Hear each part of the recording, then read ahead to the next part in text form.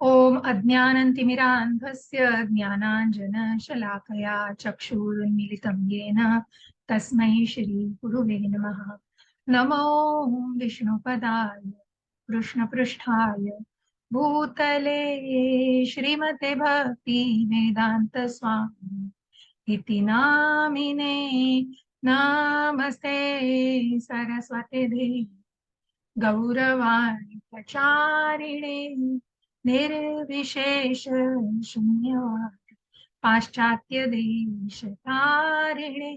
जय हो श्री कृष्ण चैतन्य प्रभु नित्यानंद श्री अद्वैत गदाधर श्रीवासादि गौर भक्त वृंद। हरे कृष्णा कृष्ण कृष्ण हरे हरे, हरे राम राम राम हरे हरे। हरे कृष्ण कृष्ण कृष्ण हरे हरे, हरे राम राम राम हरे हरे। हरे कृष्णा। पुन्हा एकदा सगळ्यांचं स्वागत आहे। श्री श्री राधा गोविंद यांच्या चरणी आपण वंदन करूया, त्यांचे आशीर्वाद घेऊ। आपण त्यांचे आशीर्वाद घेऊया। श्री राधा गोविंदांची ही मूर्ती आहे। श्री श्रीला प्रभुपाद यांनाही साष्टांग दंडवत त्यांचे आशीर्वाद घेऊया। श्री नामानिष्ठ प्रभुजी यांनाही माझा साष्टांग दंडवत आणि या इस्कॉनच्या पूर्ण टीमला माझा सादर प्रणाम करून आपल्या 11व्या विश्वरूप दर्शन या अध्यायाला सुरुवात करूया। मग थोडीशी उजळणी कालच्या 10व्या अध्यायाबद्दल, जिथे भगवंतांनी प्रत्यक्ष विभूतींचं दर्शन दिलेलं आहे। मग आपण आतापर्यंत मग जसं मी म्हटलं की हा सामान्य माणूस हा कुठेतरी भौतिक याच्यामध्ये अडकलेला आहे आणि म्हणूनच त्याला या भौतिक जगतामध्ये की मग ज्या विभूती भगवंतांनी सूचक अभिव्यक्ती सांगितलेल्या आहेत, की ज्या 7व्याही अध्यायामध्ये भगवंतांनी ज्या की पाण्याच्या चवीमध्ये मी आहे, बलवंतांच्या बलामध्ये, शक्तिमानांच्या शक्तीमध्ये, अशा प्रकारे सर्वांमध्ये भगवंत आहेत। आणि कुठे भगवंतांना मी पूजू, हे जेव्हा अर्जुन भगवंतांना विचारतो की आता माझा मोह पूर्ण नष्ट झाला आहे आणि म्हणून तुम्ही मला आता जे काही तुमच्या विभूती आहेत, ऐश्वर आहे, कारण भगवंत काय हे स्वतः सांगतायत विभूती, की कुठलाही त्यांना गर्व आहे म्हणून भगवंताला नाही, तर कोणीच भगवंताला जाणू शकलेलं नाही। जे कोणी ऋषी आहेत, देवी देवता आहेत, कोणीही भगवंतांना जाणू शकलेलं नाही। जे महर्षी, जे कुमार, जे भगवंतांच्या मनापासून निर्माण झालेले आहेत, परंतु ते भगवंतांना जाणू शकले नाही, ज्यांचं मूळ भगवंत आहे। आणि म्हणूनच भगवंत प्रत्यक्ष आपल्या विभूतींचं दर्शन घडवतात आणि प्रत्यक्ष, कारण भगवंतांनी नाही सांगितलं तर कोण सांगणार आहे आपल्याला, प्रत्यक्ष जर त्याची माहिती नाही झाली तर। म्हणूनच हा उपदेश भगवंतांनी स्वतःच्या मुखकमलातून आणि प्रत्यक्ष भगवंतांनी सांगितलेला आहे। आणि म्हणूनच ज्या सूचक अभिव्यक्ती आपण बघितल्या, मग ज्या समुद्र मंथनाच्या वेळी जो अश्व आहे उच्चैश्रवा, नंतर गजेंद्र जे ऐरावत आहेत, त्यानंतर अनेक नारद मुनी, व्यास मुनी, ह्या सर्वांमध्ये की प्रत्यक्ष भगवंतांच्या या विभूती आणि ह्या सगळ्या सूचक अभिव्यक्ती आहेत, की ज्या भगवंतांच्या स्फुल्लिंगांमधून तयार झालेल्या आहेत, तेजातून तयार झाल्या आहेत। आणि म्हणून शेवटी भगवंत म्हणतात, खरंच आवश्यकता आहे का या विभूतींची, कारण साऱ्या विश्वाला मी व्यापलेल्या एका अंशाने, ज्या प्रत्येकाच्या हृदयामध्ये आपल्याला परमात्म्याचा अंश दिसतोय आणि म्हणूनच या अंशातून भगवंतांनी सारं विश्व व्यापलेलं आहे। म्हणून खरोखर या विभूतींची आवश्यकता आहे का, भगवंत प्रत्यक्ष अर्जुनाला विचार। परंतु या सगळ्या विभूती ऐकण्याच्या आधीच भगवंतांनी भगवंतांना सांगितलं की मी तुम्हाला पूर्णपणे जाणलेलं आहे, कारण अर्जुनाच्या मनात कुठलीही शंका नव्हती। मग आता अर्जुन भगवंतांना आजच्या अध्यायामध्ये सगळं जाणलंय, विभूती जाणलेल्या आहेत, की मग भगवंतांना म्हणतात, अर्जुन उवाच मदनुग्रहाय परम गुह्यमध्यात्म सन्नितम यत्वयोक्तम वचस्तेन मोहोऽयं विगतो मम। हरे कृष्ण माताजी। हरे कृष्णा। अर्जुन म्हणाला, या परमगुह्य आध्यात्मिक विषयाबद्दल तुम्ही कृपावंत होऊन जे उपदेश दिले आहेत ते ऐकून माझा मोह नष्ट झाला। हरे कृष्ण। हरे कृष्ण। मग जे गुह्य ज्ञान, गुह्यतम ज्ञान, हे सगळं ज्ञान दिलं, विभूती. बघा आता तुम्हाला एक उदाहरणादाखल आणि एक भौतिक जगतामधलं, की मग एखाद्या वेळेला प्रभुपादांनी सांगितलं, की प्रत्यक्ष मग ज्या आपण म्हणतो की जसं मी आधी म्हटलं फिजिकली, मेंटली आणि स्पिरिच्युअली, की पूर्ण 360 अंशातून आपल्याला तो एक ज्ञान मिळणं आवश्यक आहे. मग या फिजिकल, मेंटल कधी-कधी आपली प्रभुपादांनी सांगितलं, की काही वेळेला अशी स्थिती असते, की मग ज्यावेळेला आपलं मन उदास असतं, आपल्याला काही चॅन्टिंग करावंसं वाटत नाही, मग भगवद्गीता वाचायची नाहीये, कीर्तन करायचं नाहीये, या सगळ्या गोष्टी मला नको आहेत, मला नाही काय करायचंय. एक उदाहरणादाखल सांगते आणि प्रभुपादांनी त्याचा उल्लेख केलाय.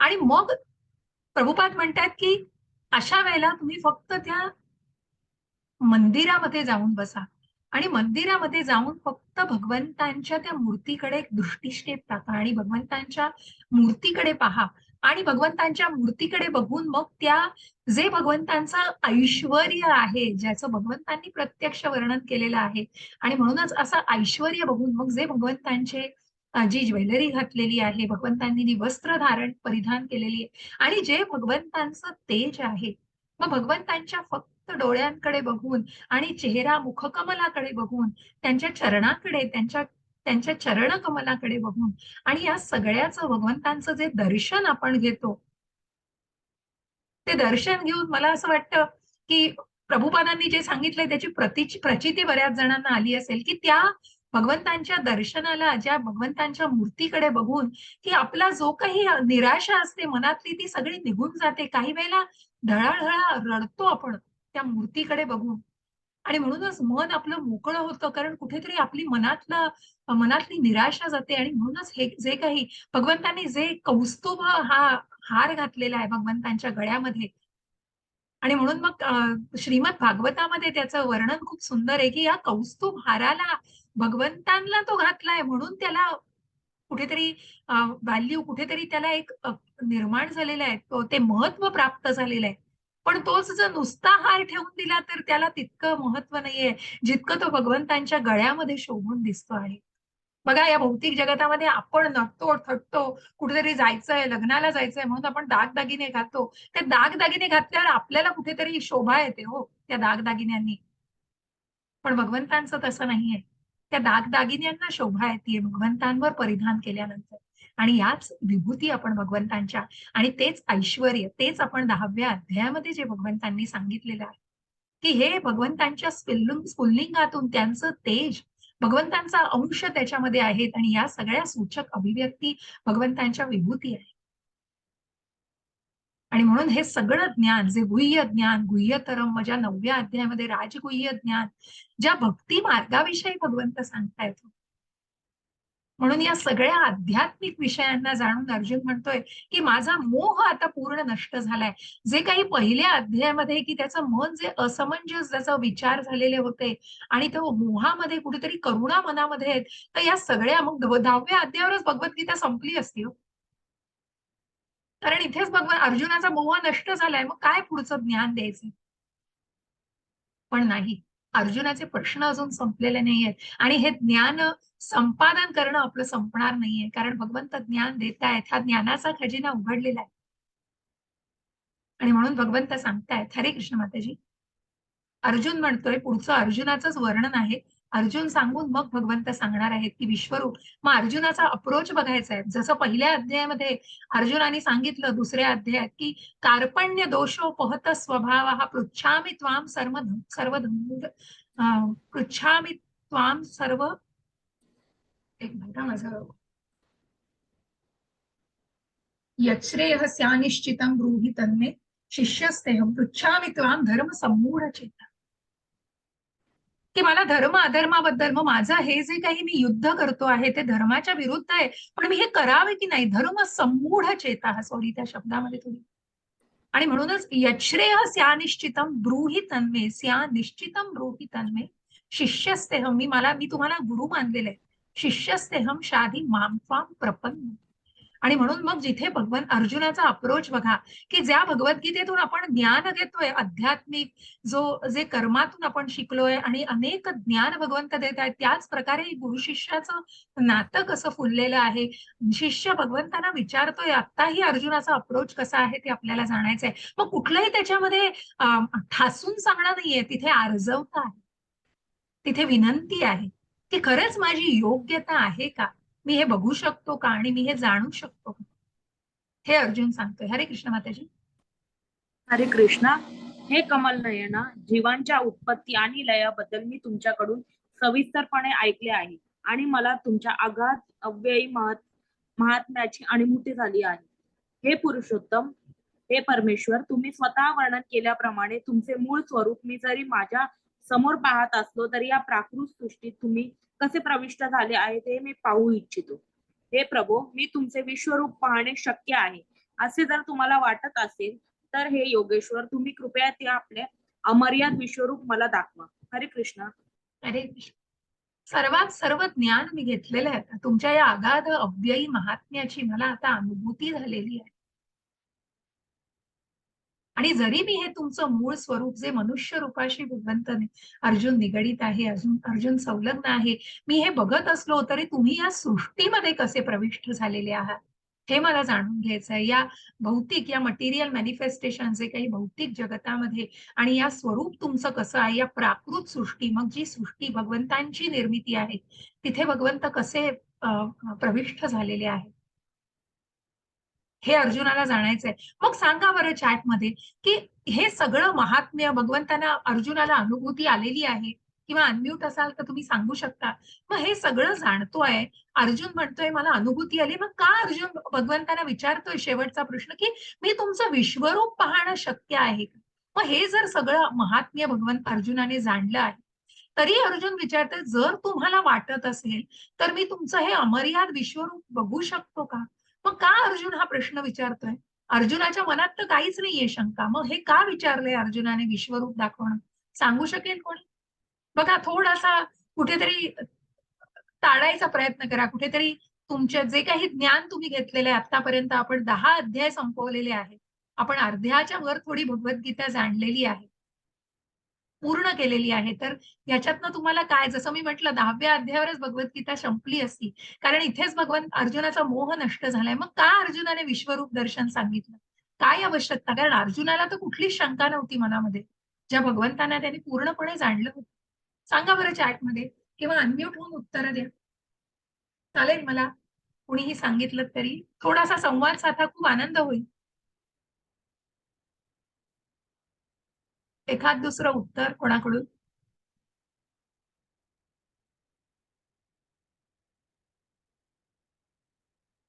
हरे कृष्णा.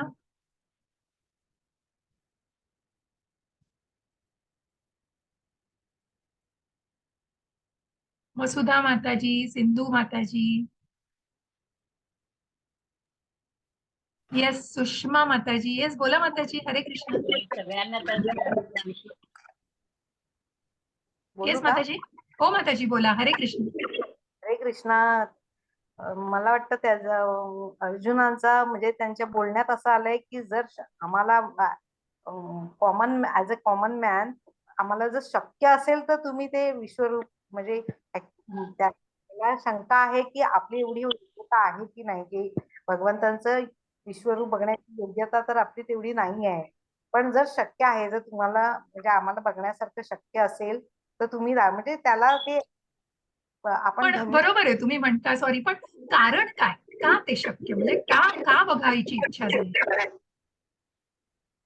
अगदी बरोबर वसुधा माताजी. तर सुषमा माताजी, तुम्ही खूप बरोबर डायरेक्शन मध्ये होता. फक्त त्याच्या पुढे जाऊन की सामान्य माणूस हे जे तुम्ही उद्गारलात, की कलियुगामध्ये जे वसुधा माताजींनी, इथे कुणी म्हणू नये की मी विश्वरूप दर्शन पाहिले. विश्वरूप दर्शन पाहिले आहे नाही माताजी, की मग कुणी उठून स्वतःला मी देव आहे म्हणून कोणीतरी दैवी, कुठेतरी इन्कारनेशन आणि कुठेतरी मला दैवी शक्ती आहे हे जर कोणी स्वतःहून असं म्हटलं आणि कुठे क्लेम केलं, तर मग तो क्रायटेरिया सेट करायचा होता अर्जुनाला, की मग अशांना सांगायचं होतं की दाखवा तुमचं विश्वरूप, की जे स्वतःला देव समजतायत. आणि म्हणूनच त्या सामान्यांसाठी, जे तुम्ही बरंच खूप बरोबर डायरेक्शन मध्ये होतात. वसुधा माताजी तुम्ही खूप छान सांगितलेलं आहे, प्रयत्न खूप सुंदर आहे, खूप छान. सुषमा माताजी खूप छान, वसुधा माताजी, हरे कृष्ण. आणि म्हणूनच या कलियुगामध्ये विश्वरूप दर्शन ज्यांनी पाहिलंय असं नाही, तर हे विश्वरूप बघितल्यानंतर अर्जुन सांगतोय की मग अशांना, ज्या सामान्य माणसाने कुणी क्लेम करू नये की मी दैवी स्वरूप आहे माझं, आणि मी देव आहे आणि माझ्या या शक्ती आहेत, मग दाखवा तुमचं विश्वरूप. आणि म्हणूनच असं विश्वरूप बघितल्यानंतर मी हे जाणू शकेन, तरच मी तो क्रायटेरिया, तर मी असं कुठेतरी एक लाईन सेट करू शकेन की मग हे कोणीही उठून भौतिक जगतामध्ये असं म्हणू नये, काय आहे तुमचं ते विश्वरूप, आणि खरंच ते काय, कशा प्रकारे अद्भुत आहे. आणि मग अनेक बाकीही एक दोन गोष्टी की ज्या भगवंतांनी, मग जे मनोबल अर्जुनाचं वाढवायचं होतं, आणि म्हणूनच ते अर्जुनाचं मनोबल वाढवण्यासाठी त्याला मग तिथे जे भूतकाळात घडून गेलेलं आहे, जे वर्तमानात घडतंय आणि जे भविष्यात घडणार आहे, की तू फक्त एक निमित्त मात्र आहेस, मी या सगळ्यांना ठार मारलेलं आहे, आणि ते भगवंत दाखवणार आहेत विश्वरूपामध्ये. आणि म्हणून ही कारण आहे. मूळ कारण हे की कुणीही उद्या उठून भौतिक जगतामध्ये असं क्लेम करू नये आणि असं सांगू नये की मी देवी आहे आणि माझ्या दैवी शक्ती आहे. आणि मग त्यांनी ते कारण हे विश्वरूप फक्त भगवंतांनी, म्हणजे आपल्याला दिसेल ना, ब्रह्मांनी दाखवलंय ना, शिवांनी दाखवलंय, कुठल्याही देवी देवतांचं आपल्याला नाही. ज्या ज्या भगवंतांनी, ज्या कृष्ण रूपामध्ये भगवंतांनीच हे रूप दाखवलंय. आणि मग त्याचंही काल जे अचिंत्य भेदाभेद हे आपण म्हटलेलं आहे, की जिथे भगवंतांनी कुरुक्षेत्रावरच तिथे रथामध्ये आरूढ झालेलं त्यांचं ओरिजिनल मूळ रूपामध्ये ते रथामध्ये होते, पण तिथेच बसून त्यांनी त्यांच्या आंतरिक शक्तींद्वारा तिथेच अर्जुनाला भगवंतांनी त्यांचं विश्वरूप दर्शन हे कुठेतरी तात्पुरतं होतं. म्हणून भक्त विश्वरूपावरती तुम्ही बघाल की हे कुठेतरी याची उग्रता तुम्ही आता जाणार जेव्हा पुढचं वर्णन ऐकाल, कारण हे खूप तात्पुरत्या स्वरूपावर होतं. आणि म्हणून अर्जुन विनंती करतोय की जर शक्य असेल तर तुम्ही मला तुमचं विश्वरूप दाखवा. हे अर्जुनाने विनंती केली, एवढ्यासाठी अर्जुनाने विनंती केलेली, हे जाणण्याचा प्रयत्न करा. हरे कृष्ण माताजी. हरे कृष्णा. श्री भगवान म्हणाले, हे अर्जुना, आता माझे ऐश्वर्य पहा, अलौकिक आणि नाना वर्णांनी अशी माझी सहस्रावधी रूपे पहा. 11.7. हे अर्जुना, तू जे काही पाहू इच्छितोस ते आता माझ्या या देहामध्ये पहा. तू आता जे काही पाहू इच्छितोस आणि भविष्यात तुला जे काही पाहायची इच्छा असेल ते सर्व हे विश्वरूप प्रकट करू शकते. संपूर्ण चराचर या एकाच ठिकाणी स्थित आहे. 11.8. परंतु तू तुझ्या वर्तमान नेत्रांनी मला पाहू शकणार नाहीस, म्हणून मी तुला दिव्य नेत्र प्रदान करतो. माझे योग ऐश्वर्य पहा. हरे कृष्ण. हरे कृष्ण. आणि म्हणूनच भगवंत म्हणतायत की हे माझं ऐश्वर्य. मग त्या लाडक्या भक्ताच्या विनंतीस भगवंतांनी हट्ट तो पुरवला आणि तो विनंतीला मान्यता दिलेली आहे. आणि म्हणूनच भगवंत त्यांचं विश्वरूप दर्शन दाखवायला तयार झालेले आहे की तू हे ऐश्वर्य पहा, जे अलौकिक आणि नाना वर्णांनी माझी सहस्त्रावधी रूप याच्यामध्ये संपूर्ण चराचर तिथे दिसतंय. म्हणजे अचिंत्य भेदाभेदाला मी सांगितलं की एकाच ठिकाणी एकच गोष्ट पण हजारो गोष्टींमध्ये डिवाइड झालेली, एकाच ठिकाणी ते युनिव्हर्स दिसतंय, एकच युनिव्हर्स पण ते हजार भागांमध्ये जे डिवाइड झालेलं आहे. म्हणजे काय म्हणतात की आपण म्हणू की एकांमध्ये अनेकत्व, अशा प्रकारे तो अचिंत्य भेदाभेद, म्हणजे भेद अभेद तुम्ही जाणू शकणार नाही, अशा प्रकारे ती भगवंतांची शक्ती. आणि म्हणून तू जे काही पाहू इच्छितोस ते माझ्या या देहामध्ये पहा, आणि जे काही पाहू भविष्यामध्ये जे तुझी पाहायची इच्छा असेल ते तुझं हे विश्वरूप दर्शन निश्चितच ही इच्छा पूर्ण करू शकते. आणि हे सर्व काही ते प्रकट करू शकते, संपूर्ण चराचर हे एकाच ठिकाणी. पण हे इतकं तेजाळलेलं आहे आणि इतकं प्रखर आहे. मग तुम्ही सांगू शकाल का हो की हे विश्वरूप जिथे भगवंत सांगतायत तुझ्या वर्तमान नेत्रांनी तू बघू शकणार नाहीस, कारण इतकी प्रखरता आहे त्याच्यामध्ये. आणि म्हणून मी तुला दिव्य नेत्र प्रदान करते. जसं आपण एखाद्या 3D सिनेमा बघायला गेल्यावर कसा तो गॉगल घालायला लागतो, तसं भगवंत सांगतायत की हे प्रखर तू माझं रूप आहे ते बघू शकणार नाहीस तुझ्या साध्या डोळ्यांनी, आणि म्हणून तुला मी हे दिव्य हे दृष्टी देतो आहे, त्यांनी तू माझं ऐश्वर्य पहा. मग मला सांगा, हे सांगतायत भगवंत, मग कुठल्या रूपाशी भगवंतांच्या हे निगडीत आहे हो? जसं आपण भगवंतांना ब्रह्मस्वरूप जे ब्रह्मज्योती भगवंतांचं तेज आणि त्याच्यानंतर परमात्मा आहे भगवंतांचं चारभुजाधारी रूप आणि भगवंतांचं मनुष्य भगवान रूप श्याम सुंदर रूप जे गोलोक वृंदावनामध्ये आहे भगवंतांचं जिथे स्थान आहे भगवंतांचं ते भगवंतांचं भगवान जिथे हातामध्ये मुरली डोक्यावर मोराचं पीस असं जे भगवंतांचं सौंदर्याने परिपूर्ण असं ते भगवान रूप आहे. मग कुठल्या रूपाशी निगडीत आहे हो हे विश्वरूप दर्शन जे भगवंतांनी दाखवलंय? कोण असा प्रयत्न करू शकाल? या 3 टप्प्यामध्ये भागवतामध्ये पण याचा उल्लेख आलेला आहे. कालच प्रभूजी सांगत होते जेव्हा 11व्या 12व्या ते श्लोकापर्यंत पहिल्या स्कंदातल्या दुसऱ्या अध्यायातल्या 13-14व्या श्लोकामध्ये सुद्धा हा उल्लेख आहे. आणि म्हणूनच भगवंतांचं की प्रत्येकाची दृष्टीने जसं आपण दुसऱ्या अध्यायामध्ये बघितलं की सूर्याला बघताना मग तो प्रकाश आहे फक्त काही जण बघतायत, काही जण सूर्याला प्रत्यक्ष बघतायत, काही सूर्यावरती जाऊन बघण्याची इच्छा व्यक्त करतात आणि म्हणूनच ते भगवंताला त्याप्रमाणे जाणू शकतात.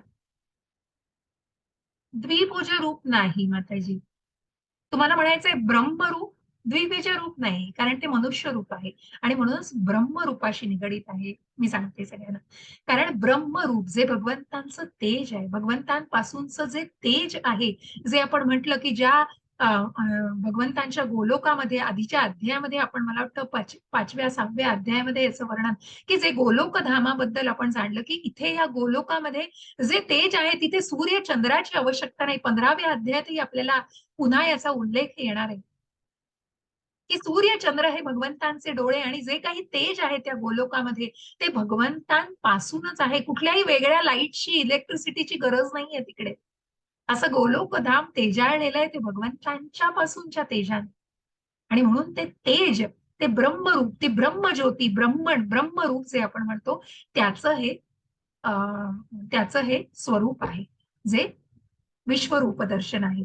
मग हे सगळं कोण बघतोय तर जे आपल्या राजाला खडानखडा सगळ्या कुरुक्षेत्रावरच्या प्रत्येक प्रसंगाची जे माहिती देतोय तो संजय सचिव धृतराष्ट्राचा आणि धृतराष्ट्राचा सचिव धृतराष्ट्राला सांगतोय संजय उवाच एव मुक्त्वा ततो राजन् महायोगेश्वरो हरिः दर्शयामास पदार्थात परमं रूपमैश्वरम. हरे कृष्ण माताजी. हरे कृष्ण माताजी. संजय म्हणाला, हे राजा, या प्रकारे बोलून महायोगेश्वर पुरुषोत्तम भगवंतांनी अर्जुनाला आपले विश्वरूप दाखवले. हरे कृष्ण. की ज्यांना दिव्य दृष्टी आहे त्या संजयानी सुद्धा हे विश्वरूप बघितलंय. मग हे विश्वरूप कोणी बघितलंय? मग सांगाल का हो चॅटमध्ये याच निगडीत प्रश्न की विश्वरूप याच्या आधी कोणाला दाखवलेलं आहे भगवंतांनी? जे कुरुक्षेत्रावर दाखवलं त्याच्या आधी भगवंतांनी हे विश्वरूप अगदी पूर्ण नाही इतक्या स्वरूपात नाही पण संक्षिप्त आणि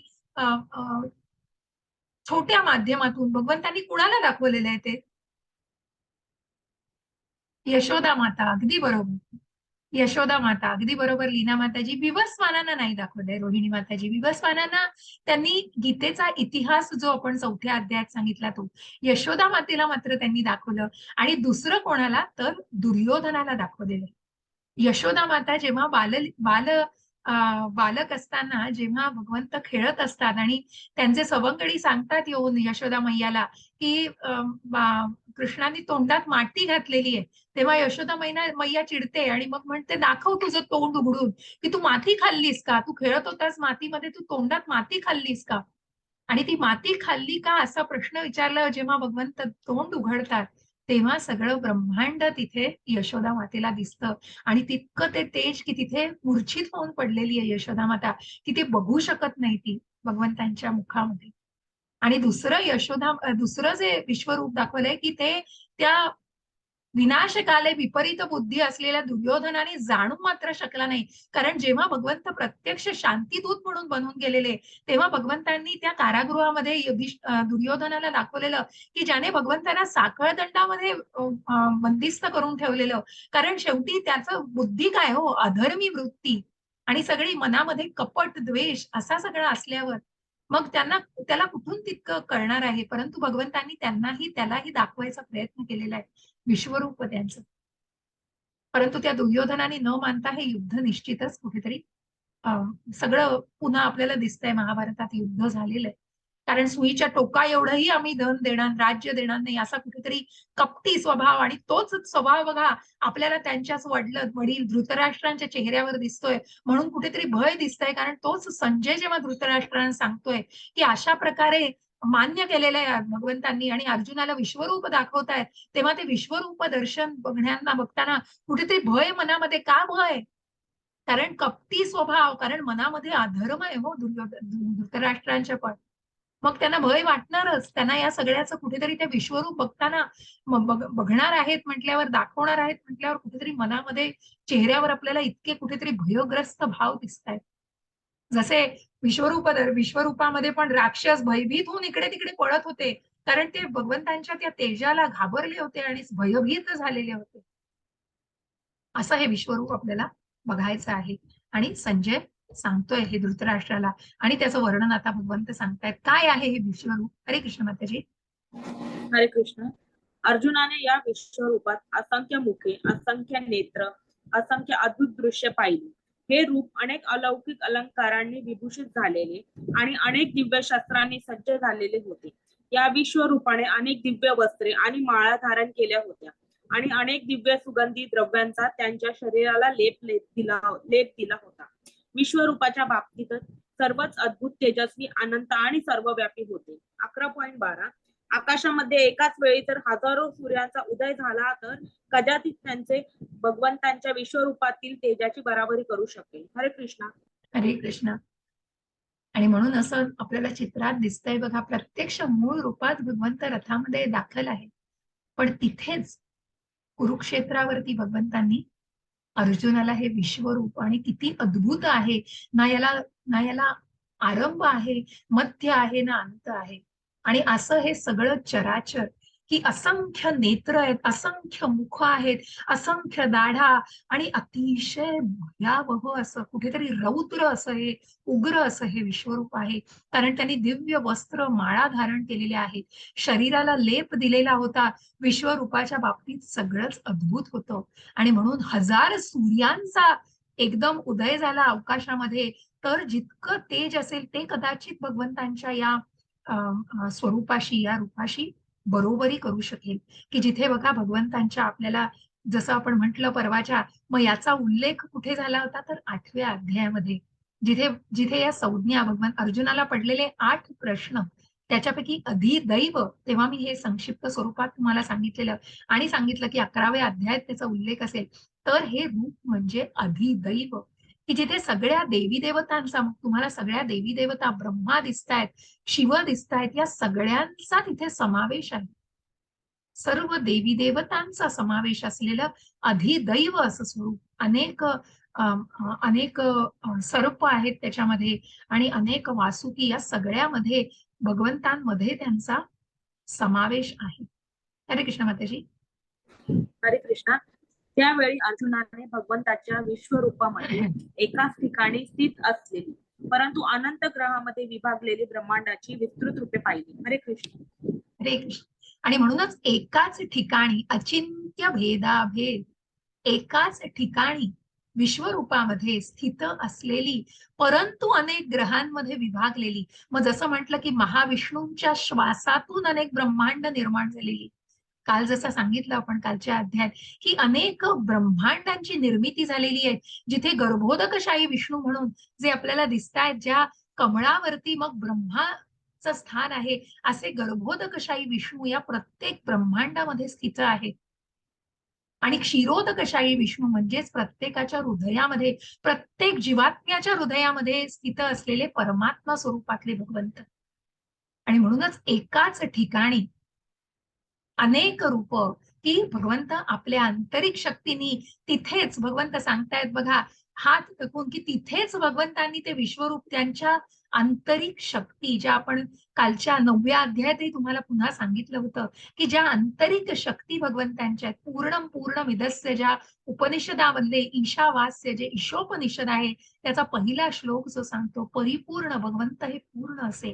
कारण ते त्यांची इंद्रिय, जे ऋषिकेश आहेत, त्यांच्या इंद्रियांवर त्यांचं इतकं नियंत्रण, त्यांची एक इंद्रिय इतर अनेक इंद्रियांचं कार्य करू शकतात, असे ऋषिकेश आहेत. असे जनार्दन आहेत, असे जगन्नाथ आहेत आणि या सगळ्याचं आपल्याला जे चराचर आपल्याला दिसतंय हे सगळं एकाच ठिकाणी भगवंत अर्जुनाला दाखवत आहे. हरे कृष्ण माताजी. हरे कृष्णा.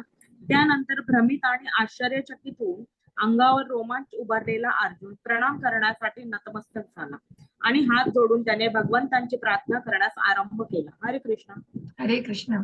भ्रमित आणि आश्चर्यचकित, अंगावर रोमांच उभे राहिलेले.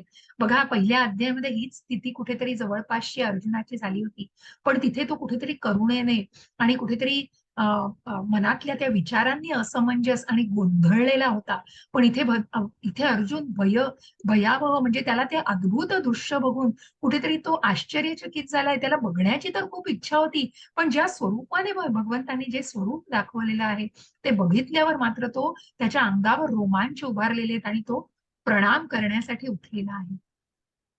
आणि हे वर्णन सगळं भगवंतांचं अर्जुन सांगतो आहे त्या विश्वरूपाचं. हरे कृष्ण माताजी. हरे कृष्ण. मात्र हे सगळं वाचू ना. हा, तिन्ही वाचा. हरे हरे कृष्णा. 11.15. अर्जुन म्हणाला, हे भगवान, हे कृष्ण, मी तुमच्या शरीरात एकत्रित झालेल्या सर्व देवतांना आणि इतर विविध जीवांना पाहतो. कमलासनावर बसलेल्या ब्रह्मदेवांना तसेच भगवान शंकर, सर्व ऋषी आणि अलौकिक सर्पांना मी तुमच्या देहामध्ये पाहतो. 11.16. हे विश्वेश्वर, हे विश्वरूप, तुमच्या देहामध्ये मी अमर्यादित आणि सर्वत्र पसरलेल्या असंख्य भुजा, उदरे, मुख आणि नेत्रांना पाहतो आहे. तुमच्यामध्ये मला आधी, मध्य आणि अंत काहीच दिसत नाही. हरे 11.17. तुमचे रूप अत्यंत तेजपूज्य असल्याने ते पाहणे कठीण आहे. हे तेज प्रज्वलित अग्नी किंवा सूर्याच्या अपरिमित तेजाप्रमाणे सर्वत्र व्यापले आहे. तरीही अनेक मुकुट, गदा आणि चक्रांनी सुशोभित झालेले हे कांतिमान मी सर्वत्र पाहत आहे. हरे कृष्ण. हरे कृष्ण. हे सगळं वर्णन अर्जुन सांगतोय, विश्वरूपाचं सगळं वर्णन. जसं आपण म्हटलं की मग इथे तुमच्या शरीरात मला सर्व देवी देवता, ब्रह्मा दिसतायत, शंकर दिसतायत, अनेक ऋषी दिसतायत, अलौकिक सर्प दिसतायत, अमर्यादित सर्वत्र पसरलेल्या असंख्य भुजा आहेत, उदरे आहेत, मुखे आहेत. इथे कुठेच मला सुरुवात, मध्य आणि अंत दिसत नाहीये. आणि असं हे तेजपुंज रूप तुमचं पाहणं खूप कठीण आहे. असा तेज प्रज्वलित अग्नी सूर्याच्या अपरिमित तेजाप्रमाणे सगळीकडे पसरलेला आहे, की ज्या भगवंतांपासूनच या विश्वामधलं जी काही उष्णता आहे ही सगळी या भगवंतांच्या तेजापासून आहे. तरीही अनेक मुकुट आणि गदा चक्रांनी याला सुशोभित पण केलेलं आहे. आणि म्हणून हे कांतिमान असं रूप मी सर्वत्र पाहत आहे. अशा प्रकारे भगवंत, मग अर्जुनाने हे सगळं वर्णन केलेलं आहे, सगळ्या देवी देवता. आणि कशा प्रकारे मग देवी देवता कुठेतरी हे सगळं बघून मग जसं अर्जुनाला कुठेतरी पुढे जाऊन तो आश्चर्यचकित झालेला आहे आणि मनामध्ये त्यांच्या खूप अशी भारून गेलेले आहेत की हे दर्शन घेऊन, कारण हे विश्वरूपामध्ये हे असंख्य अद्भुत असं दर्शन आहे, कारण ते बघणं कठीण आहे. आणि जरी इच्छा खूप असली अर्जुनाची तरी त्याची मनस्थिती कशी झालेली आहे, अत्यंत भावुक आणि अत्यंत व्यथित होत होतो ते बघून. त्याच प्रकारे देवी देवतांची सुद्धा अवस्था, म्हणूनच जसं हे विश्वरूप जे आहे ते अर्जुनाने तर बघितलं, संजयाने बघितलं आणि सर्व देवी देवता यांनी सुद्धा हे विश्वरूप भगवंतांचं बघितलेलं आहे. हरे कृष्ण माताजी. हरे कृष्ण. तुम्ही परम अक्षज्ञेय आहात. या संपूर्ण विश्वाचे परम आश्रयस्थान तुम्ही आहात. तुम्ही अव्ययी आणि पुरातन आहात. तुम्ही शाश्वत धर्माचे पालक, पुरुषोत्तम भगवान आहात, हे माझे मत आहे. 11.19. तुम्ही आधी, मध्य आणि अंतरहित आहात. तुमचा महिमा अगाध आहे. तुम्हाला असंख्य बाहू आहेत. चंद्र आणि सूर्य तुमचे नेत्र आहेत. तुमच्या मुखातून बाहेर पडणारा अग्नी संपूर्ण विश्वाला तुमच्या तेजाने तप्त करीत असल्याचे मी पाहत आहे. 11.20. तुम्ही एकट्याने संपूर्ण आकाश, ग्रहलोक आणि त्यांच्यामधील सर्व दिशा व्याप्त केल्या आहेत. हे महात्मन, तुमचे हे उग्र आणि अतिशय अद्भुत रूप पाहून सर्व ग्रहलोक अतिशय व्यतीत झाले आहेत. 11.21. सर्व देवतागण तुम्हाला शरण येऊन तुमच्यामध्ये प्रवेश करीत आहेत. त्यांच्यापैकी काही अत्यंत भयभीत झाल्यामुळे हात जोडून तुमची प्रार्थना करीत आहेत. महर्षीगण आणि सिद्धगण स्वस्ती म्हणजे शांती असे म्हणून वैदिक स्तोत्रांनी गायन करून तुमची स्तुती करत आहेत. 11.22. रुद्रगण, आदित्यगण, वसुगण, साध्यगण, विश्वदेव, अश्विनी कुमार, मुरुदगण, पितृगण, गंधर्व, यक्षगण, असुर आणि सिद्ध देवता विस्मित होऊन तुम्हाला पाहत आहेत. हरे कृष्णा. हरे कृष्ण. आणि म्हणूनच ह्या सगळ्या जे जे काही वर्णन केलेलं आहे की तुम्ही सगळ्याचे आश्रयस्थान आहात, आणि जसं मी म्हटलं की भगवंतांच्या या तेजापासून ही सगळ्या विश्वाला व्यापणारी उष्णता आहे, आणि हे तेज तुमच्या मुखातून बाहेर पडणारा अग्नी सगळ्या विश्वाला तेजाने तप्त करत आहे. आणि तुम्ही एकट्याने संपूर्ण आकाश, ग्रहलोक, त्यामधील सर्व दिशा व्याप्त केलेल्या आहेत.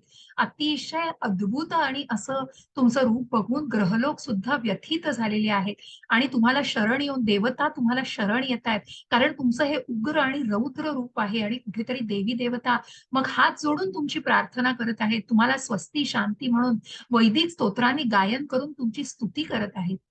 आणि सर्व सिद्ध देवता तुम्हाला विस्मित होऊन पाहत आहेत.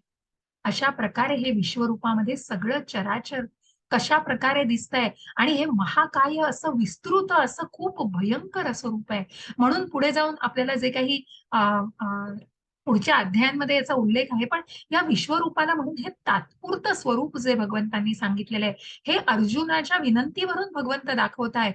आणि हे रौद्रता, कुठेतरी उग्रता असल्यामुळे कुणीही भक्त या विश्वरूपावरती, कारण इथे कुठेतरी भगवंतांचा हा उग्र रस आहे, पण जे भगवंतांचं म्हणून जो भक्त आहे तो भगवंतांच्या त्या माधुर्य रसाच्या त्या मनमोहक अशा श्यामसुंदर रूपावरच भाळतो, आणि त्याच्यावरच तो त्यांची त्यांची उपासना करतो, त्यांची पूजा करतो. आणि तेही आपल्याला पुढे जाऊन जे अर्जुनालाही प्रश्न तो पडलेला आहे उद्याच्या अध्यायामध्ये, ते आपण जाणणार आहोत. आणि म्हणूनच भगवंतांचं हे जे रूप आहे हे कशा प्रकारे, तर ह्याचं सगळं वर्णन हे दिलेलं आहे. हरे कृष्ण माताजी. हरे कृष्णा. हे महाभाऊ, देवतांसहित सर्व लोक तुमचे अनेक नेत्र, मुखे, भुजा, जांघा, पाय, उदरे आणि अनेक अकराळ विक्रळ दाढा असणारे महाकाय रूप पाहून अतिशय व्यथित झाले आहेत. आणि त्यांच्याप्रमाणेच मी सुद्धा व्यथित झालो आहे. 11.24 हे सर्व व्यापी विष्णू, अनेक तेजस्वी वर्णांनी युक्त तुम्ही, आकाशात भिडलेली तुमची आवासलेली मुखे आणि प्रदीप्त विशाल नेत्र असलेले रूप पाहून माझे मन भयाने व्यथित झाले आहे. त्यामुळे मी धैर्य आणि मानसिक संतुलन राखू शकत नाहीये. हरे कृष्ण. हरे कृष्ण. असं हे अद्भुत आणि रूप बघून की ज्याच्यामध्ये महाकाय, अकराळ विक्राळ, कारण दाढा दिसतायत, मुख दिसतायत, अनेक हे जे रूप आहे हे बघून कुठेतरी,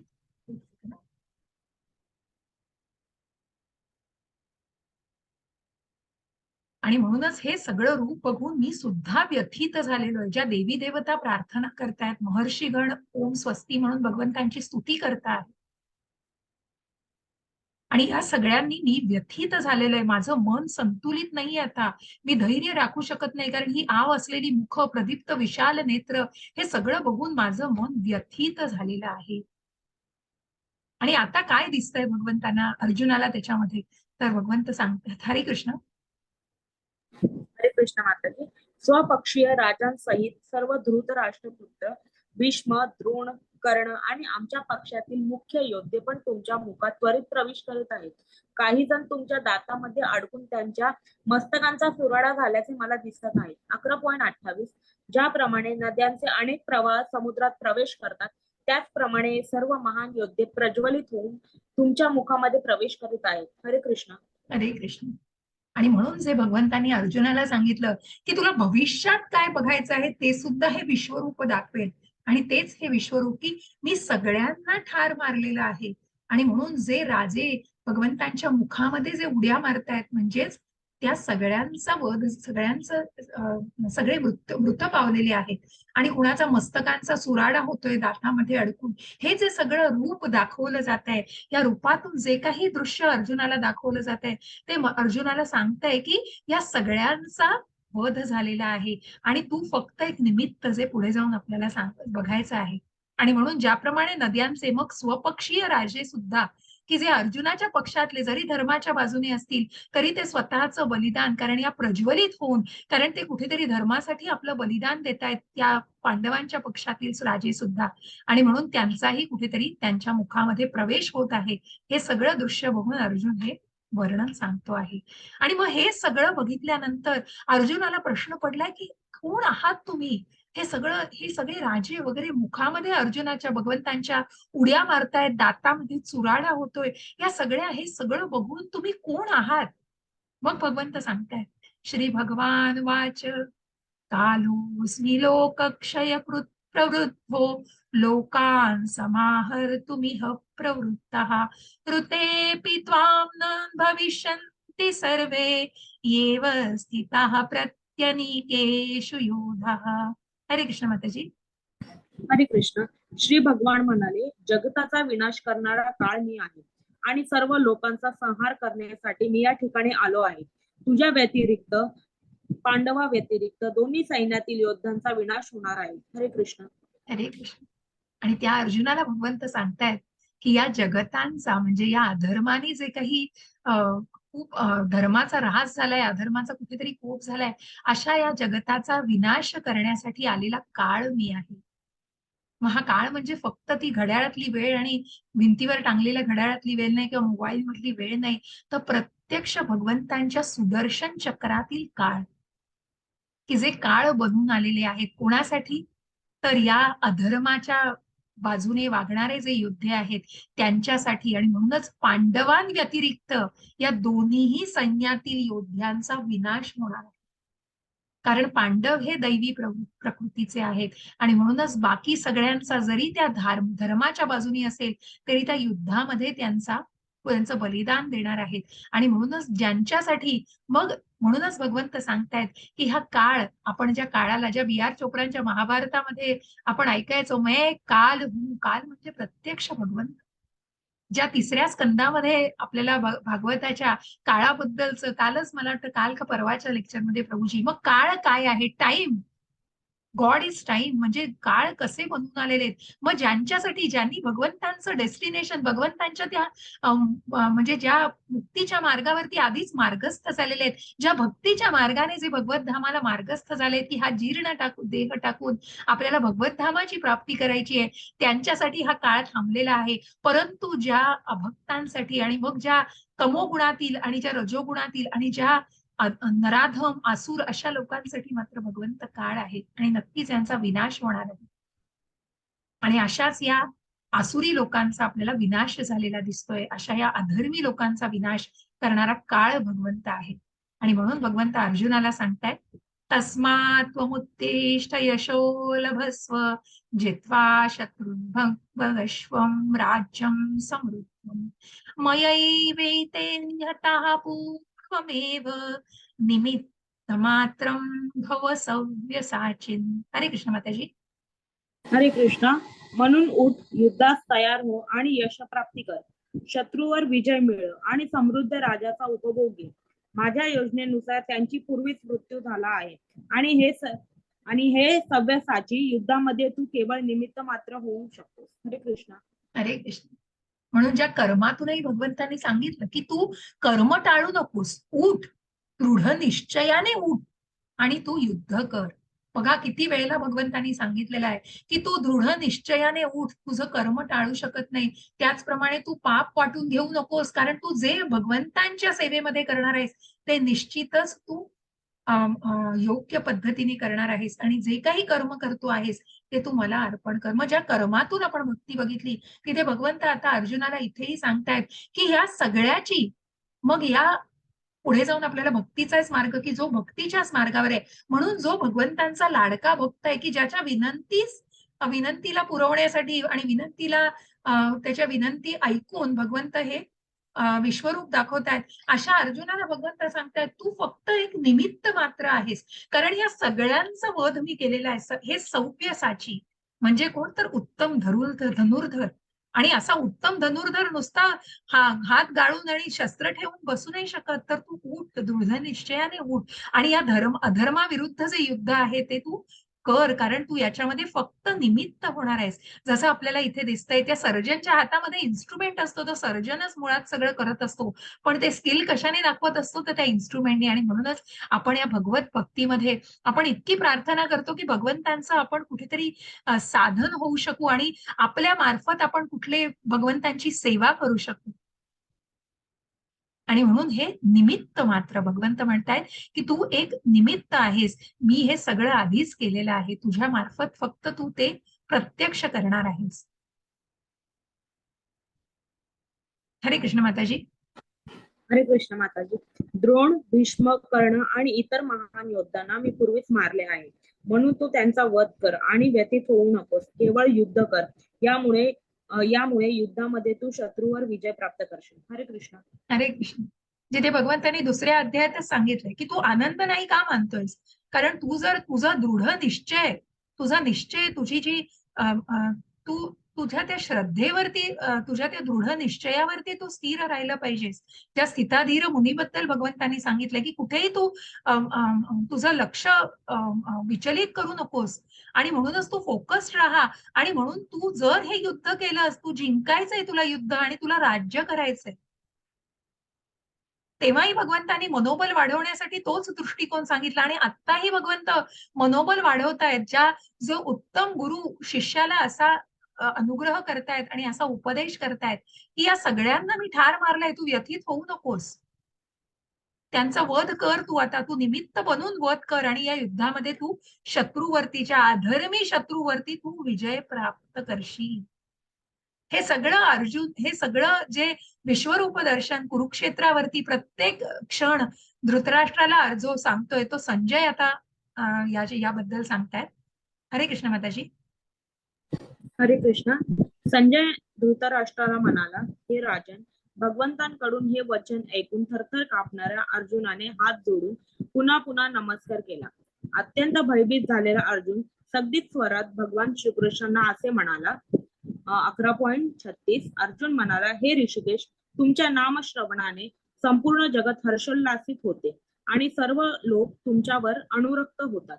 सिद्ध पुरुष जरी तुम्हाला नमस्कार करीत असले तरी राक्षस भयभीत होऊन इतस्ततः पळत आहेत. हे सर्व योग्यच घडत आहे. 11.37 हे महात्मन, ब्रह्मदेवापेक्षाही श्रेष्ठ असे आदी सृष्टीकर्ते तुम्ही आहात, तर मग त्यांनी तुम्हाला का बरे आदरपूर्वक नमस्कार करू नये? हे अनंता, हे देवादिदेव, हे जगन्निवास, या भौतिक सृष्टीच्या पलीकडे असणारे तुम्ही परम अविनाशी, सर्व कारणांचे कारण आहात. 11.38 तुम्ही आदी पुरुष भगवान, पुरातन, या व्यक्त प्राकृतिक जगताचे एकमेव आश्रयस्थान आहात. तुम्ही सर्वज्ञ आहात आणि जे जे ज्ञेय आहे ते सर्व तुम्हीच आहात. तुम्ही त्रिगुणातील असे परमपूज्य आश्रयस्थान आहात. हे अनंत रूपा, तुम्हीच ही सारी भौतिक सृष्टी व्यापली आहे. हरे कृष्ण. हरे कृष्ण. हे सगळं वर्णन संजय धृतराष्ट्राला सांगतायत की अर्जुन काय म्हणाला हे सगळं दृश्य बघून. कारण कुठेतरी थरथर कापत होता तो अर्जुन, त्याचं मन व्यथित झालेलं होतं. कारण जे अद्भुत असं रूप बघण्याची त्याची इच्छा तर खूप होती, पण प्रत्यक्ष जेव्हा बघितलं तेव्हा मात्र त्याचं मन व्यथित झालंय नंतर. आणि त्याच्या नामश्रवणाने, आणि म्हणूनच तो भगवंतांची स्तुती करताना सांगतो, हे ऋषिकेशा, ज्या इंद्रियांवर सगळं नियंत्रण असलेल्या ऋषिकेशा, संपूर्ण जगत हर्षोल्लासित होते, सर्व लोक तुमच्यावर अनुरक्त होत आहेत, सिद्ध पुरुष तुम्हाला नमस्कार करतायत. आणि मग ज्या ब्रह्मा आणि शिवांनी सुद्धा का तुम्हाला, हे जगन्निवासा, तुम्ही या सृष्टीचे परम कारण आहात, मग का बरं तुम्हाला त्यांनी आदरपूर्वक नमस्कार करू नये का? ज्या ब्रह्मांनी भगवंतांची स्तुती केलेली, आणि जसं मी आधीही सांगितलं की ज्या ब्रह्मांनी भगवंतांचं नामस्मरण केलेलं आहे, भगवंतांवर ध्यान केंद्रित केलेलं आहे, ज्या महाविष्णूच्या तत्वावरती, ज्या शिवांनीही भगवंतांच्या संकर्षण या स्वरूपावरती ध्यान केलेलं आहे, कारण भगवंतांची जी स्तुती करता आहेत, आणि म्हणूनच जे सर्व कारणांचे कारण आहेत, हे आदिपुरुष भगवंता, प्राकृतिक जगताचे एकमेव आश्रयस्थान, ज्या मण्यांचं आपण दोरा बनलेले आहेत, भगवंत हे सगळ्याचं, या ब्रह्मांडांचं आश्रयस्थान आहे. तुम्ही सर्वज्ञ आहात, ज्ञेय आहात, आणि तुम्हीच सर्व आहात, या त्रिगुणातील परम पूज्य आश्रयस्थान. आणि हे अनंत रूपा, हे पुरुषोत्तमा, तुम्हीच ही सारी भौतिक सृष्टी व्यापलेली आहे. कारणांचे परम कारण असे भगवंत आहेत. जे मूळ आहे ते भगवंतांपासून आहे, जे आश्रय देत आहेत ते भगवंत आहेत. आणि म्हणूनच या सगळ्याचं वर्णन अर्जुनाने केलेलं आहे, जे संजय धृतराष्ट्रांना सांगतायत. आणि हे सगळं बघून की काळ आहेत प्रत्यक्ष भगवंतांच्या मुखामध्ये जे उड्या मारतायत, त्या सगळ्यांचा वध केलेला आहे, आणि आता मला या सगळ्यांना मारायचंय, हे सगळं बघून भगवंतांचं जे अद्भुत रूपाने त्यांच्यावरचं अर्जुनाचं अजून त्याची भावना असते ती अजून तो सद्गदित होतोच, परंतु त्याला कुठेतरी आता पश्चातापही होतो. कारण ज्या भगवंतांचं इतकं अद्भुत आणि इतकं महात्म्य, इतकं महान असं स्वरूप आहे, अशा भगवंतांशी आपण कसे वागलो आहोत भूतकाळामध्ये, हे अर्जुन भगवंतांना सांगतोय. हरे कृष्ण माताजी. हरे कृष्णा. मी तुम्हाला तुमचा महिमा न जाणता माझा मित्र मानून हे कृष्ण, हे यादव, हे मित्र असे अनादराने संबोधले आहे. प्रेमाने किंवा प्रमादाने मी जे काही केले असेल त्याबद्दल मला क्षमा करा. विश्रांतीच्या वेळी चेष्टा करताना, एकाच शय्येवर शयन करताना किंवा एकत्र भोजन करताना अथवा बसताना आणि कधी कधी एकांतवासात तर कधी अनेक मित्रांसमक्ष मी तुमचा अपमान केला आहे. हे अच्युत, माझ्या त्या सर्व अपराधाबद्दल मला क्षमा करा. हरे कृष्ण. हरे कृष्ण. पश्चाताप झालाय अर्जुनाला. हे सगळं अद्भुत आणि दिव्य भगवंतांचं स्वरूप मग आधीच अर्जुनाने कबूल तर केलंच आहे 10व्या अध्यायातच, आणि त्याही पुढे आता जाऊन भगवंत कसे प्राकृत सृष्टीत प्रविष्ट झाले हे बघण्यासाठी जेव्हा त्यांनी विनंती केली, त्या विश्वरूपाला बघून त्याला अजूनच तो सद्गदित झालेला आहे. आणि तो म्हणतोय की मला मला आता मला स्वतःला खूप लाज वाटते की कशा प्रकारे मी तुमचा अपमान केलाय. मी तुम्हाला सखा मानलं, प्रिय सखा मानून मी कधी कधी एकांतवासात किंवा सगळ्या मित्रांसोबत असतानाही कधी कधी मी तुम्हाला मित्रांसमक्ष तुमचा अपमान केला आहे. कारण काही चेष्टा करताना विश्रांतीच्या वेळी अशा प्रकारे माझ्या तोंडून कधी तुमचा अपमान झाला असेल, या सगळ्याबद्दल, हे सगळं अनावधानाने झालंय, तर मला या सगळ्याबद्दल तुम्ही क्षमा करा. ही कुठेतरी अनुभूती झालेली आहे अर्जुनाला आणि हा पश्चाताप झालेला आहे. आणि म्हणून अर्जुन सद्गतीत झालाय आणि आता त्याला ते विश्वरूप अजून बघण्याची त्याची अजून सामर्थ्य नाही आणि तो अजून बघू शकत नाहीये. आणि म्हणून तो भगवंतांना विनंती करतोय की मी हे बघितलंय, पण मला आता तुमचं मूळ रूप आणि आता तुमचं भगवान रूप मला दाखवा. हरे कृष्ण माताजी. हरे कृष्ण. पूर्वी मी कधी न पाहिलेले विश्वरूप पाहिल्यानंतर आनंदित झालो आहे, परंतु त्याचबरोबर भयाने माझे मन व्याकुळ झाले आहे. म्हणून हे देवाधिदेव, हे जगन्निवास, कृपया माझ्यावर प्रसन्न व्हा आणि तुमचे पुरुषोत्तम भगवान रूप प्रकट करा. हरे कृष्ण. हरे कृष्ण.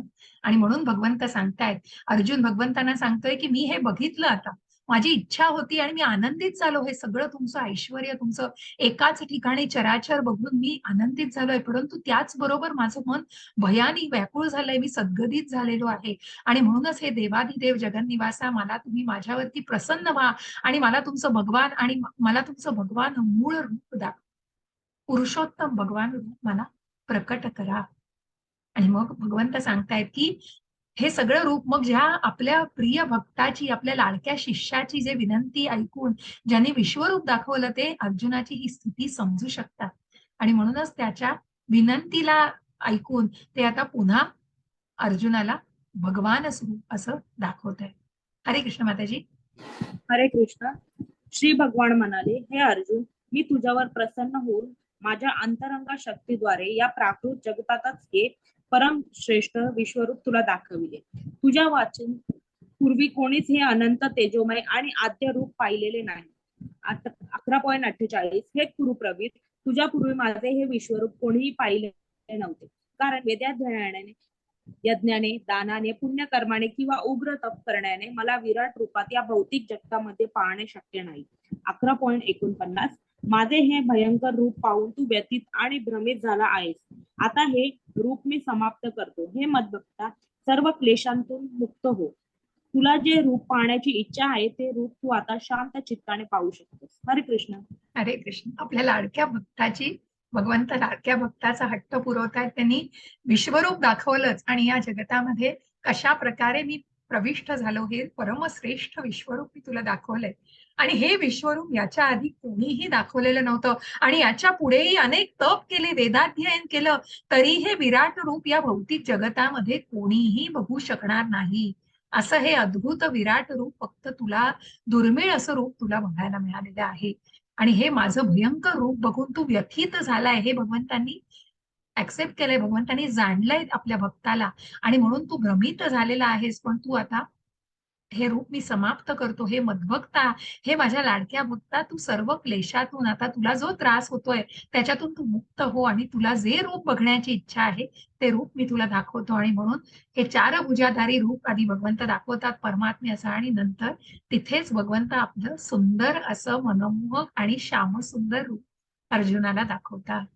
हे सगळं वर्णन संजय धृतराष्ट्रानं सांगतायत की ज्या अर्जुनाने विनंती केली, की कारण कुठेतरी त्याचं मनोबल आणि त्याचं मन कुठेतरी अतिशय सद्गदित झाला तो, आणि त्याचं मनोधैर्य कुठेतरी हल्लं, तेव्हा तो अर्जुनाने भगवंतांना ही विनंती केली. हे संजय धृतराष्ट्रांना सांगतो आणि तो संजय धृतराष्ट्रांना आता सांगतायत ते. हरे कृष्ण माताजी. हरे कृष्ण. संजय धृतराष्ट्राला म्हणाला, भगवान श्रीकृष्णांनी याप्रमाणे बोलून अर्जुनाला आपले मूळ चतुर्भुज रूप आणि शेवटी द्विभुज रूप प्रकट केले आणि भयभीत अर्जुनाला धीर दिला. हरे कृष्ण. हरे कृष्ण. आणि म्हणून जो व्यथित झालेला अर्जुन आहे त्याला भगवंतांनी हे विश्वरूप दाखवून जो शांत झालेला आहे आणि म्हणून भगवंत अर्जुनाला सांगतायत. हरे कृष्ण. हरे कृष्ण. अर्जुनाने जेव्हा श्रीकृष्णांना मूळ रूपात पाहिले तेव्हा तो म्हणाला, हे जनार्दन, हे अति सुंदर मनुष्य रूप पाहून मी आता शांत चित्त झालो आहे आणि मी आपल्या पूर्वस्थितीत आलो आहे. 11:52 श्री भगवान म्हणाले, हे अर्जुना, आता तू माझे जे रूप पाहत आहेस त्याचे दर्शन होणे अतिशय दुष्कर आहे. देवता सुद्धा हे मधुर रूप पाहण्याची संधी प्राप्त करण्याच्या नित्य प्रयत्नात असतात. 11:54 हे अर्जुना, मी जसा तुझ्या समोर उभा आहे तसे मला केवळ अनन्य भक्त योगाने जाणणे शक्य आहे आणि या प्रकारे मला साक्षात पाहता येते. केवळ याच मार्गाने तू माझ्या रहस्यमय तत्वात प्रवेश करू शकतोस. हरे कृष्ण. हरे कृष्ण माताजी, खूप धन्यवाद. खूप वाचन होतं आज तुम्हाला, खूप अनुवाद छान वाचला. तर अशा प्रकारे श्रीकृष्णांना मूळ रूपात जेव्हा अर्जुनाने बघितलं तेव्हा त्याचं मन शांत झालेलं आहे आणि तो पूर्वस्थितीत आलेला आहे. आणि हे सगळं धृतराष्ट्रांना संजय सांगतायत. आणि कशा प्रकारे मग भगवंतांनी सांगितलं, हे अर्जुना, आता तू माझं जे रूप पाहत आहेस ते अतिशय दुर्मिळ आहे.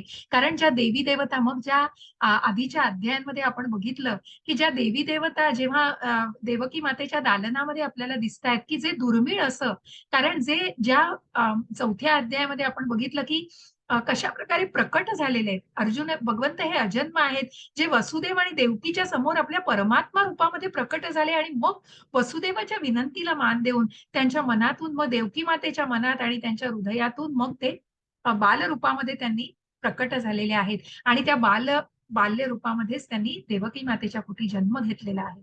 अशा प्रकारे हे जे दुर्मिळ रूप आहे हे देवी देवता सुद्धा बघायला असुसलेले असतात. असं मनमोहक असं श्याम सुंदर रूप तुझ्या समोर उभा आहे त्याच्यामध्ये. आणि जसा तुझ्या समोर उभा आहे हे फक्त एक अनन्य भक्तच करू शकतो. कारण त्या भक्ती योगानेच, आणि जो आपण भक्तीचा मार्ग की भगवंतांच्या भक्तीमध्ये, नामस्मरणामध्ये, सेवेमध्ये जो आहे, जो अनन्य भक्तीमध्ये आहे त्यालाच हे भगवंतांचं रूप जाणू शकतो. ज्या उद्याच्या अध्यायामध्ये आपण अर्चविग्रहाबद्दल जाणणार आहोत की भगवंतांचं हे मनुष्य रूप, मग ज्या भौतिक जगतामध्ये आपण जे भगवंतांचे डीटी म्हणजे जे मूर्ती स्वरूप आहे त्या मूर्तीमध्ये कशा प्रकारे भगवंतांना ती प्राणप्रतिष्ठा करून कशा प्रकारे आवाहन केलं जातं आणि त्याच प्रकारे आपण त्या मनुष्य रूपाशी जोडले जातो. असं हे केवळ एका अनन्य अशा भक्तालाच शक्य आहे. आणि याच मार्गाने तू माझ्या रहस्यमय तत्वात प्रवेश करू शकतोस. भक्त्या त्वनन्यया शक्य अहमेवं विधोर्जुन ज्ञातुं द्रष्टुं